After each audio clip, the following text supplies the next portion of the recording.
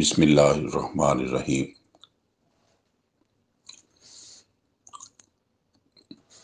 آج 21 سپٹمبر ہے، سن ہے 2022 اور دن ہے آج بدھ کا۔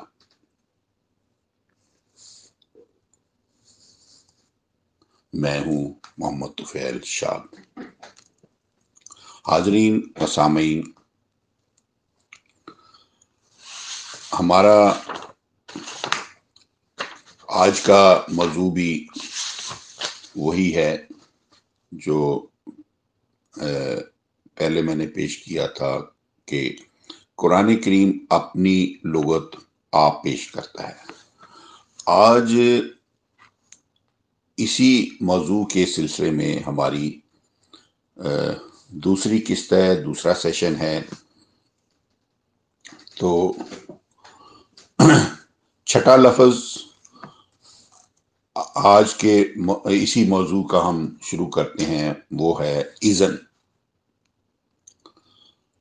تو اسی طرح کا ایک لفظ ہے اذن، جس کا معنی اجازت و حکم بھی ہے اور قانون بھی ہے۔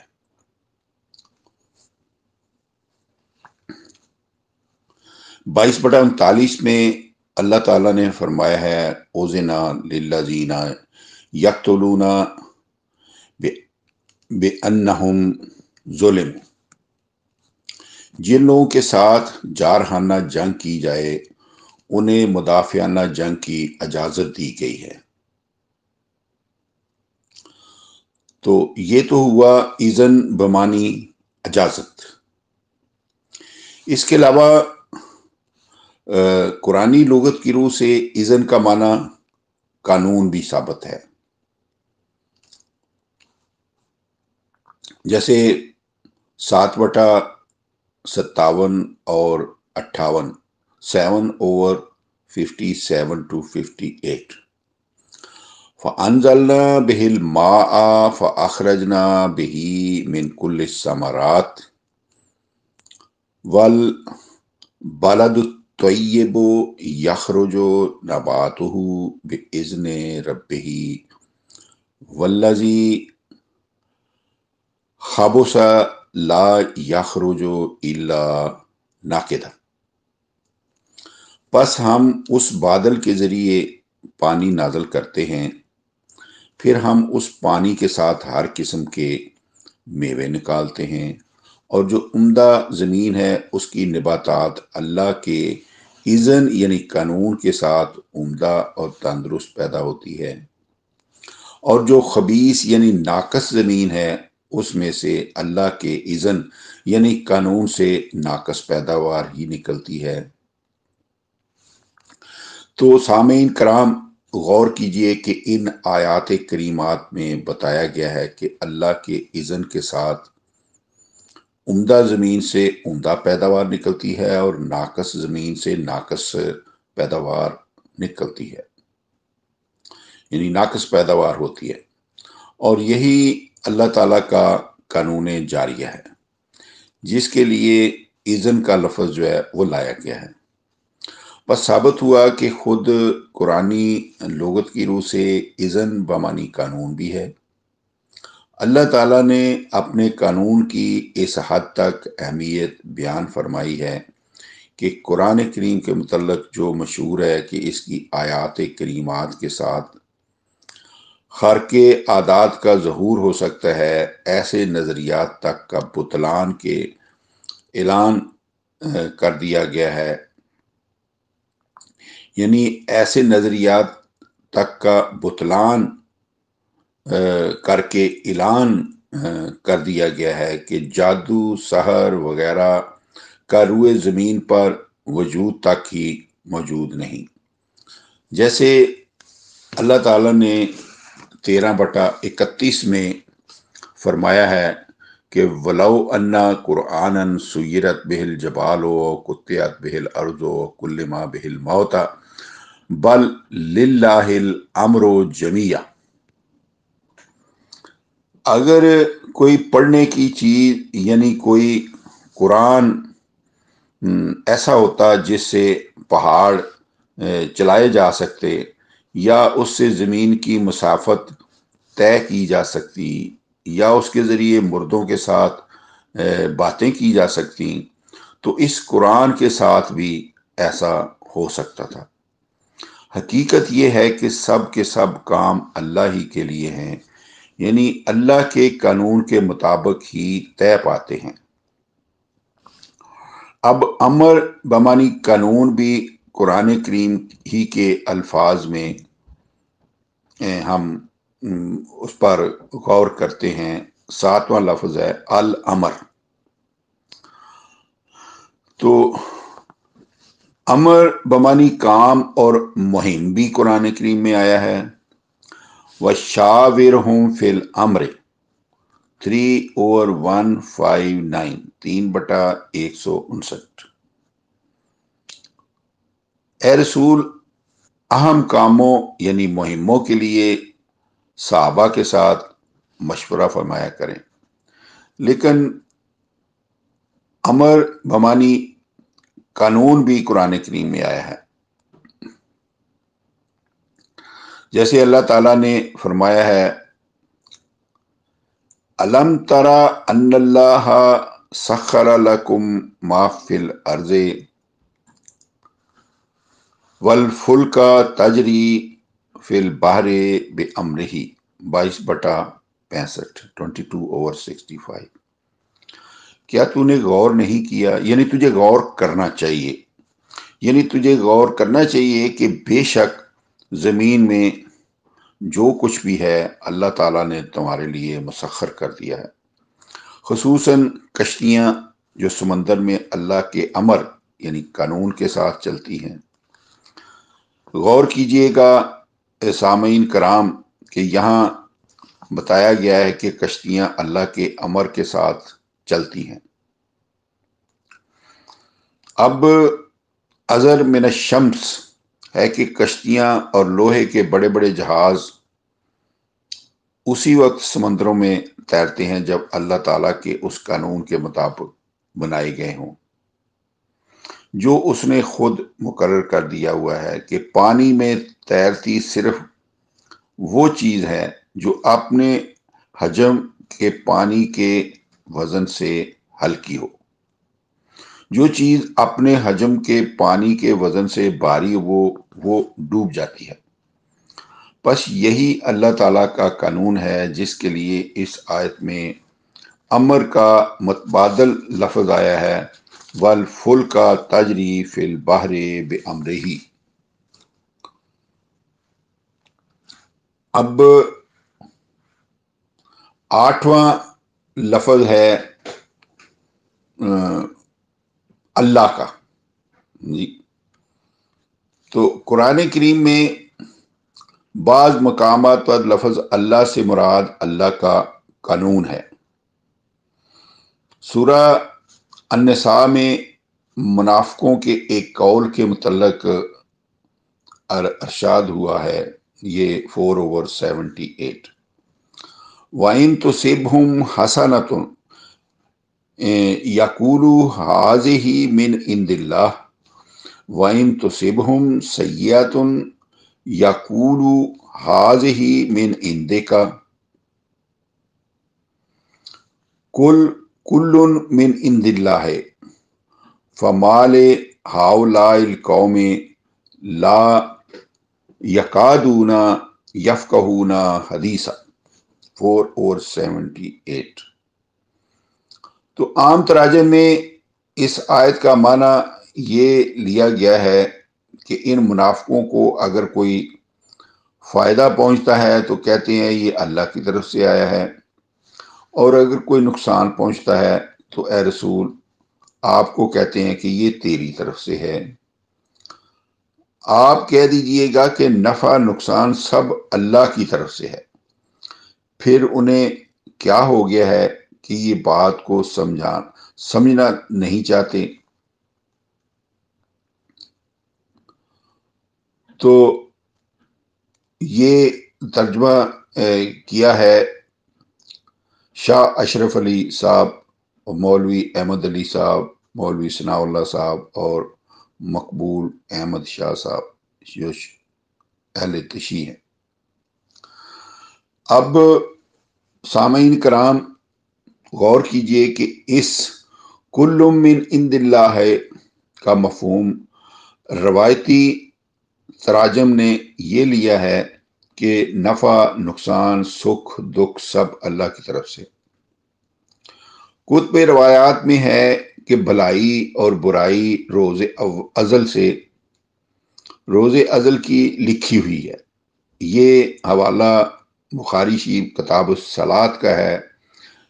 तो ये जो आयत मैंने आपके सामने बयान की है, इसमें मुनाफिकों को इसी रवायती मफहूम की मुखालफत पर तंबीह की गई है कि उन्हें क्या हो गया है कि ये भलाई को अल्लाह की तरफ और बुराई को रसूल की तरफ क्यों मंसूब करते हैं, बल्कि चाहिए कि ये भलाई और बुराई दोनों को अल्लाह ताला की तरफ मंसूब करें। लेकिन यहाँ ऐसी ठोकर खाई गई है कि अगर इसको समझा ना जाए और इस आयत बाला का मफहूम मंशा अलाई के मुताबिक ना लिया जाए तो इससे अगली आयत मजीदा माज़अल्लाह अस्तगफिरुल्लाह मुनाफिकों के कौल की तस्दीक और अलाही कौल की तकजीब करती है। वो है 4/79 यानी 4/79।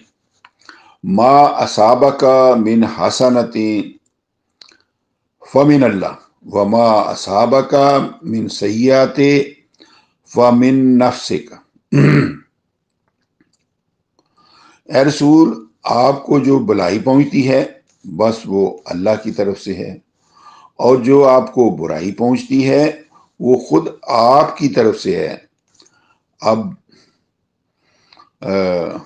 गौर फरमाइए सामईन कराम कि 4/78 में मुनाफिकों के मुतल्लक भी उनके लिए इसी कौल की खबर दी गई है कि भलाई अल्लाह की तरफ से है और बुराई आपकी तरफ से है। और यहाँ भी यही कुछ कहा जा रहा है कि भलाई अल्लाह की तरफ से और बुराई आपकी तरफ से। तो फिर मुनाफिकों पर ला यफ़क़हूना हदीसा की तंबीह नाज़िल करना ये कहाँ का इंसाफ है। हकीकत हाल, अब चूंकि अल्लाह ताला इस ऐब से पाक है कि अगर मुनाफिक भलाई को अल्लाह की तरफ और बुराई को रसूल की तरफ मंसूब करें तो उन्हें वो डांट पला दे, और आप अगली ही आयत में वही कुछ कह दे जिस पर मुनाफिकों को मुतनब्बे किया गया है। फलिहाजा 4/78 के अल्फाज हाज़े ही मिन इंदिल्लाह में लफ्ज़ अल्लाह से मुराद अल्लाह है, और कुल्लु मिन इंदिल्लाह में लफ्ज़ अल्लाह से मुराद अल्लाह का कानून है। और आयत मजीदा 4/79 यानी 4/79 इसी मफहूम की ताईदी और तफसीरी आयत है। अब हर दो आयात करीमात का मुसलसल कुरानी मफहूम जो है वो आप सामईन कराम मुलाजा फरमाएं। वाइन तुसिबहुम हसनतुन यकूलू हाज़िही मिन इंदिल्लाह वाइन तुसिबहुम सय्यतुन यकूलू हाज़िही मिन इंदिका कुल कुल्लुम मिन इंदिल्लाह फमाले हाउलाइल कौमे ला यकादूना यफ़क़हूना हदीसा। 4/78। अब इसका मफहूम, और अगर उन्हें कोई भलाई पहुंचती है तो कहते हैं कि ये अल्लाह की तरफ से है, और अगर उन्हें बुराई पहुंचती है तो ए रसूल आपको कहते हैं कि ये आपकी तरफ से है, यानी आपकी गलत तदाबीर का नतीजा है। आप कह दीजिए कि हकीकत ये है कि भलाइयाँ और बुराइयाँ सब अल्लाह के कानून के मुताबिक आती हैं। फिर उन्हें क्या हो गया है कि ये बात को समझना चाहते ही नहीं। 4/78 کا یہ مفہوم، یعنی واضح یہ کیا گیا ہے کہ مثلا اگر راہ میں پڑے ہوئے پتھر سے بچ کر نکل جائیں تو ٹھوکر نہیں لگتی۔ یہ بلائی بھی اللہ کے قانون کے مطابق آتی ہے کہ پاؤں اس کے لیے محفوظ رہا ہے کہ پاؤں اور پتھر کا تصادم نہیں ہوا، اور اگر غفلت و بے توجہی کی بدولت پاؤں اور پتھر میں تصادم ہو جائے تو یہ تکلیف اور برائی بھی اللہ تعالیٰ کے قانون کے مطابق آتی ہے کہ پاؤں اور پتھر کے تصادم میں پتھر کا کچھ نہیں بگڑے گا، پاؤں ہی زخمی ہوگا۔ چنانچہ منافقوں کو متنبع کیا گیا ہے کہ جہاں برائیاں سیئات کسی غلط تدبیر کا نتیجہ ہوتی ہیں جو قانون الہی کی مخالفت پر مبنی ہوتی ہیں، وہاں حسنات بھی حسن تدبیر ہی کا نتیجہ ہے جو قانون الہی کی موافقت یا ما حاصل ہوتا ہے، اور اس مستقل قانون کے مطابق اگلی ہی آیت مجیدہ میں خود رسالت مآب کو بھی متنبع کر دیا گیا ہے کہ آپ بھی ہمارے اس قانون سے مستثنا نہیں ہے۔ اوپر تو منافقوں کا تذکرہ تھا، لیکن اس سے آگے آپ بھی سن لیجئے گا۔ ما اصابک من حسنۃ فمن اللہ وما اصابک من سیئۃ فمن نفسک وارسلناک للناس رسولا وکفی باللہ شہیدا 4/79۔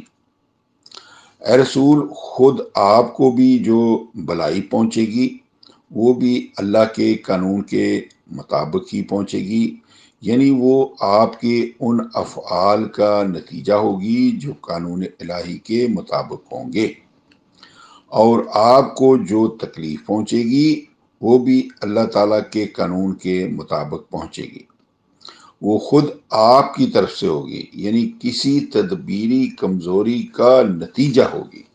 اب یہ جو کمزوری کا نتیجہ ہے، اس کو میں سمجھتا ہوں کہ اس کو تھوڑی سی وضاحت ہونی چاہیے کہ ہمیں ناموس رسالت ہر آن عزیز ہے۔ تدبیری کمزوری کے الفاظ سے کوئی حرف رسول کی ذات اقدس پر ہماری طرف سے تصور نہ کیا جائے۔ یہ بالکل اسی طرح ہے جیسے ایک جنگ کے موقع پر کچھ منافقوں نے عذر بہانے کر کے جنگ میں عدم شمولیت کی اجازت لے لی تھی، اور اس پر اللہ تعالیٰ نے آپ کو متنبع فرمایا تھا لما اذنت لہم 9/43، آپ نے کیوں اجازت دے دی ہے، اور اس طرح جو نقصان ہوا اس کی وضاحت جو ہے اس سے اگلی ہی آیت پہ حتی یتبین لک الذین صدقوا ونعلم الکاذبین وتعلم الکاذبین۔ میں اس کو دوبارہ دہراتا ہوں، حتی یتبین لک الذین صدقوا وتعلم الکاذبین 9/43۔ اس طرح آپ پر سچے مسلمان نکھر کر عیاں ہو جاتے ہیں اور جھوٹوں یعنی منافقوں کو آپ جان لیتے ہیں۔ تو یہ جو ہے کسی تدبیری کمزوری کا نتیجہ۔ اب ہمارا قانون کسی کی رعایت نہیں کرتا، ہم نے آپ کو لوگوں کے لیے پیغام رساں بنا کر بھیجا ہے، قانون مشیت میں دخیل نہیں بنایا، اور اس پر خود اللہ تعالیٰ ہی کافی گواہ ہے۔ تو ہم نے اوپر جو بحث ہے اس میں ہم غور کر چکے ہیں کہ اگر روایاتی تراجم کے مطابق یہاں لفظ اللہ سے مراد اللہ کا قانون نہ لیا جائے تو پھر पहले नंबर पर आयत जो है 4/78 और 4/79 में तजाद व तखालफ पाया जाता है और ये बाहम मुतसादम पाई जाती हैं। दूसरे नंबर पर माज़अल्लाह कौल इलाही की तकजीब और मुनाफिकों के कौल की तस्दीक होती है। फलिहाजा तर्जमा तफसीर ये जो ज़ेर नज़र में इन आयात करीमात के फैसले के मुताबिक कि कुरानी लुगत में लफ्ज़ अल्लाह का कानून भी मुराद है, इसलिए सियाक व सबाक और रब्त कलाम के मुताबिक बाज़ मकामात पर अल्लाह से मुराद अल्लाह का कानून लिया गया है। तो आज की ये दूसरी महफिल है कि कुरान अपनी लुगत खुद पेश करता है। आज उसकी दूसरी महफिल है, दूसरा सेशन है, जो कि अब ये मौजू ख़त्म हो चुका है। तो ये थी सामीन कराम इस मौजू के मतलब जो तफसील में पेश कर सकता था। तो आइंदा फिर इंशाल्लाह कोई नया मौजू लेकर मैं हाज़िर हूँगा।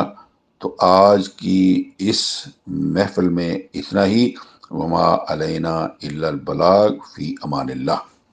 अस्सलामु अलैकुम।